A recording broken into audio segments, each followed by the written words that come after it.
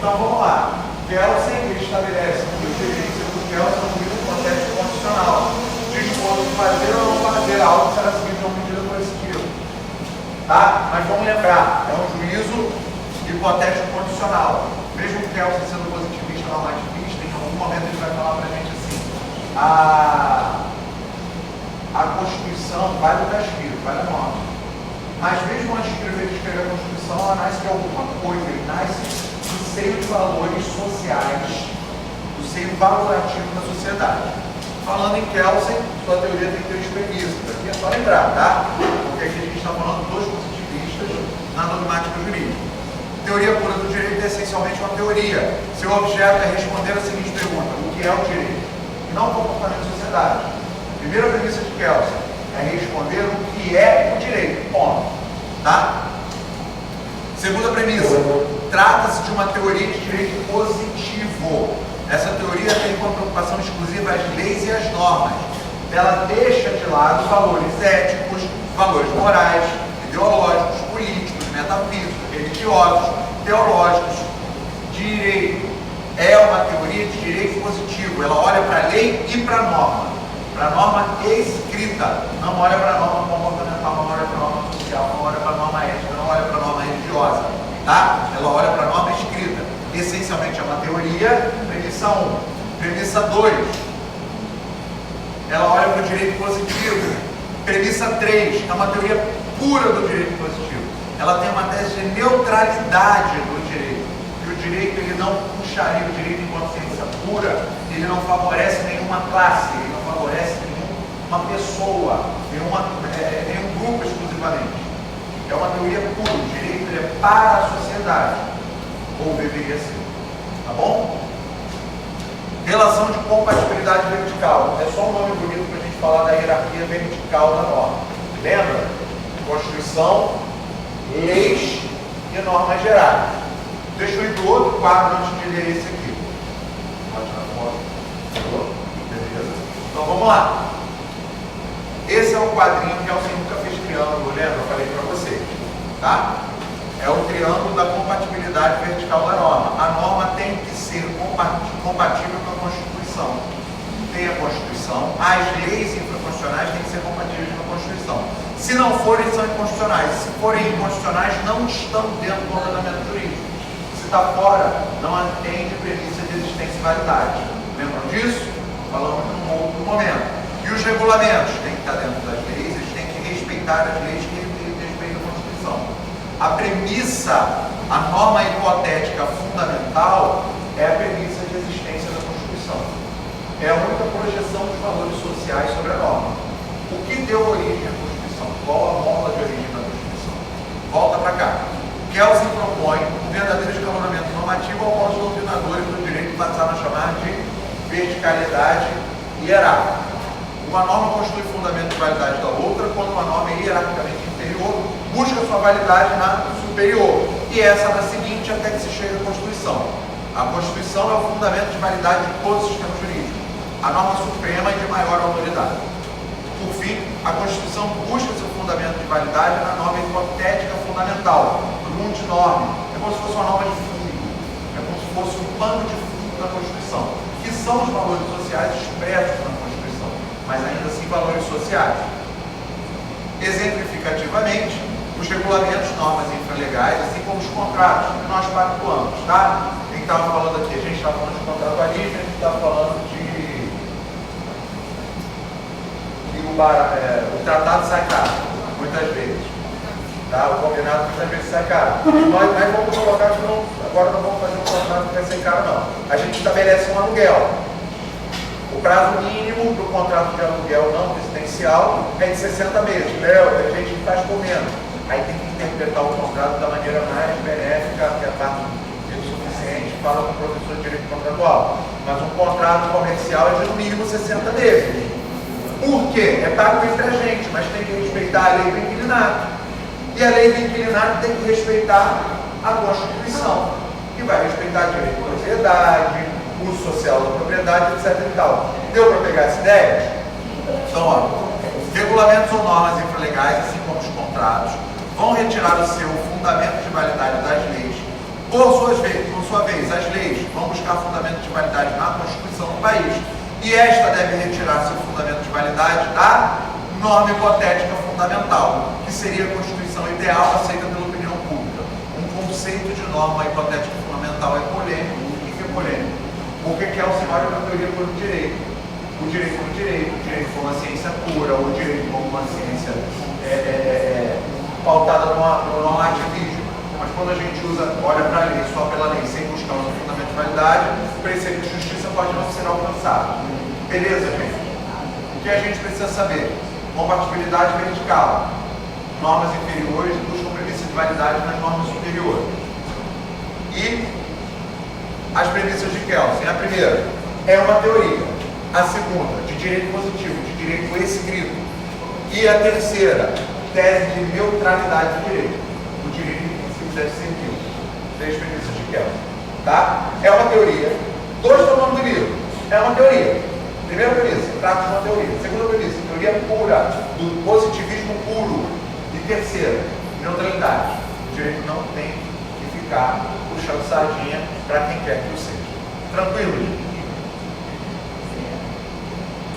E o Hart, convicto defensor da democracia e sua concepção de direito. Vincula-se à defesa do Estado democrático de direito, liberdade, igualdade e tolerância. Hart também é positivista. Hart também apregoa que o direito deve ser por norma positivada, norma escrita, norma dada ao conhecimento de todos de maneira objetiva.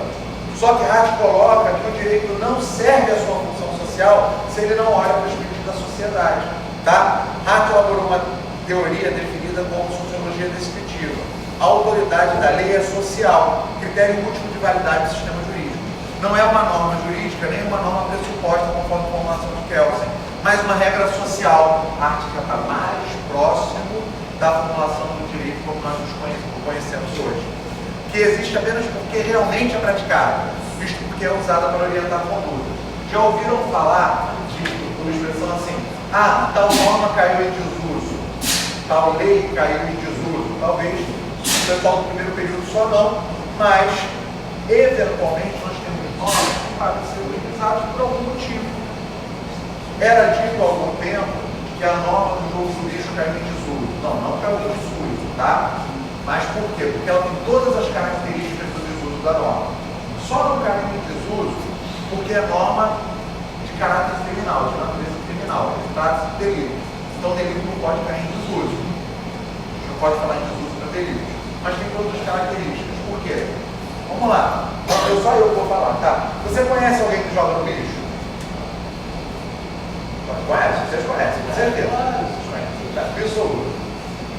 Você, quando passa no caminho da tua casa, no ponto de ônibus, que é um lugar que você frequenta, você já viu assim uma banquinha de jogo do lixo? Aí quando você vê lá aquele bicheiro lutando, agora é maquininha, né? Uma caderninha na mão. Você, ai meu Deus, que medo, socorro! Igual quando você pode alguém amar.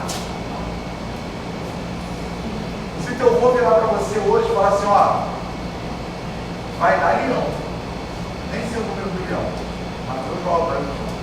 Depois é outro que falei, estava gravando. Mentira, eu falei que joga só exemplo, tá? Quando eu fiz sonho com alguma coisa. Vai dar leão. Você até não joga no lixo, não fala, pô, vou botar 10 reais no leão, vou ganhar 300 contos. E tentador. Você que nunca jogou vai jogar, você tem medo. Você acha que vai. Não, aqui tudo é crime. Mas quase meio que cai em desuso. Porque a ideia da proteção social, daquele comportamento delitivo, de harmonizar a sociedade, ela meio que se perde. Vamos falar de outra que é polêmica, que eu estava super fugindo desse exemplo. Adultério. Precisa ser crime? Precisa, você tem medo do adúltero? Você vê assim, é um adúltero, socorro! Ele vai me pegar. Não. Caiu em desuso. Conforme caiu em desuso social, a lei também foi revogada. Beleza, gente? Entendemos essa história do estudo? Para a arte, a lei serve à sociedade, e ela só encontra requisito de validade quando a sociedade se comporta conforme a lei, quando a sociedade aceita aquela norma. Cheque pré-datado. Mas vai ser um senso comum, né?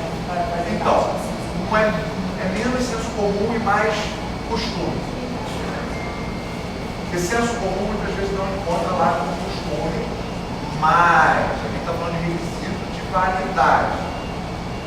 que a lei também é obrigatória e coercitiva. E por que a gente está falando em requisito de validade? Porque o costume pressupõe um comportamento a ser por todos e verificado por toda a sociedade. Senso comum não. Entende? Aí o exemplo que é dado do cheque pré-datado, não esqueci vocês aqui, ó. Você levantou a mão e alguém na sua direção também. Os irmãos nesse sentido. Cheque pré-datado. A lei está dizendo, cheque é ordem de pagamento à vista. Você tem uma loja de roupa vertical, você está precisando comprar um no salário do pintor. Eu vou dizer para você, poxa, eu posso te dar um cheque no dia 5? E tu me for lá buscar uma calça agora, porque o mercado está caindo? Você pode. Eu sei que cheque é ordem de pagamento à vista, que ela pode depositar hoje, mas os costumes comerciais dizem que eu vou escrever uma data, só vai depositar naquela data, independente do que está na norma. Então, a regra social de cheque depositado no dia, ela cai. A lei do cheque continua existindo por vários outros motivos. Mas o cheque pós-datado, que costumeiramente é chamado de pré-datado, costumeiramente não, o senso comum chama de pré-datado, mas o costume comercial é pós-datado. É uma regra social absorvida pelo positivismo. Existe a lei positivada do cheque, mas a sociedade absorve até a utilização como pós-datado. E ainda tem o senso comum que vai chamar pós-datado de pré-datado. Mas a funcionalidade é a mesma, tem mais coisa de utilização. Tá?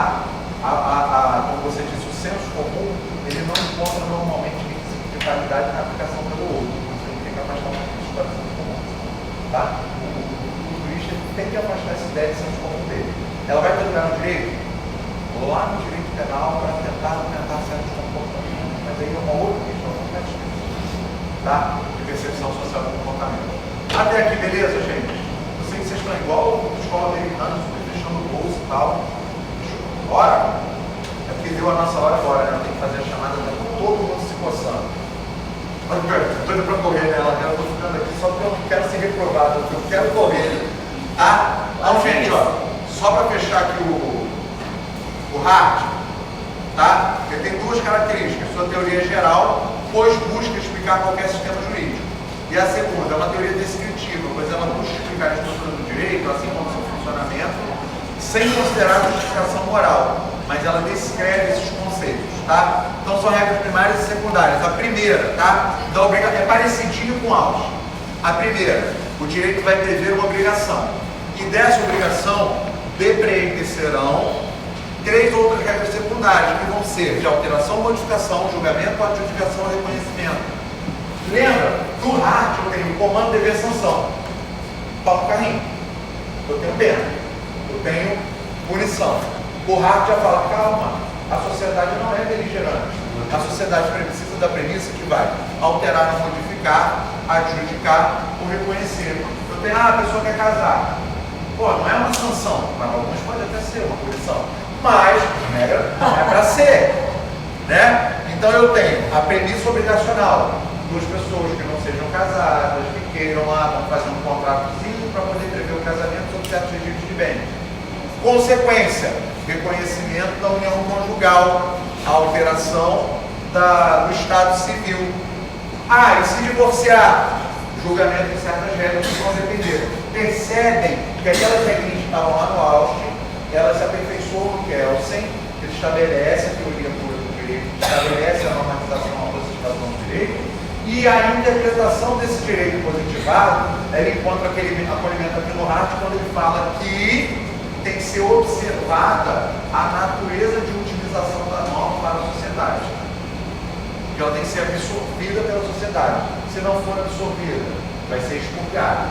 E se for reinterpretada pela sociedade, precisa ser acolhida pelo direito. Joga no casamento. Muita gente fazia tudo aquilo que era o ritual todinho de casamento, mas não casava, nem estável. O direito absorveu esse conceito e acomodou na lei positivando, por escrito na norma. Até que tranquilo? Tá? A gente fecha no iníciozinho da semana que vem com pós-positivismo, mas é muito rápido, porque esse cara que você já conhece, Miguel Reale, ele vai cair na prova. Até porque a gente já falou sobre ele várias vezes, tá? De Dworkin e Alexia, a gente fala, se você já puder dar uma olhadinha para ele, rápido, tranquilo. Dworkin é o direito com integridade, o direito tem que ser íntegro, o direito não pode ser mal. E Alexia, que é o mais recente, ele traz que o direito é discursivo, o direito é dialogado, ele traz um discurso. Vamos fazer rapidinho a chamada.